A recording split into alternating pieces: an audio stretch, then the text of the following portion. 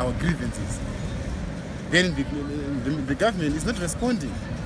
Then some few days later, they are saying, no, we have engaged the Vice President. What can he talk to us? It is the one last time we treated us not to fire my bus from Cuba. It's pointless. They're enjoying, they're neglecting us. It's not easy, guys, for one to go to school for 7 years. It's not easy. Right now, we have failed to go to see our families in rural areas. Even if you check how I dress, I'm like a vendor.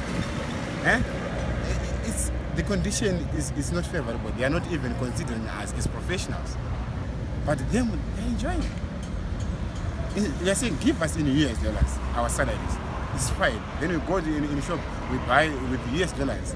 Right now, even medication is US dollars. The minimum shop is US dollars, but the money in the bond. In the yet in the account, the foreign account. So that's our plea to the government, and the government is not responding. They are saying, no, go back to work, we'll talk to you, or we're now engaging Vice President. What can the Vice President of Zimbabwe talk to us about Nyama size? How many are we? We are very few. How many are we? Or else, they need to engage even a donor, like what they did in rural areas. So the condition that we are working under is not conducive for us.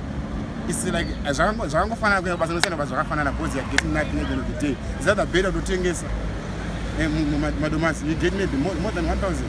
If I give you less than 1,000, you marriage and by your case, they transfer your case into a case. Do things after marriage.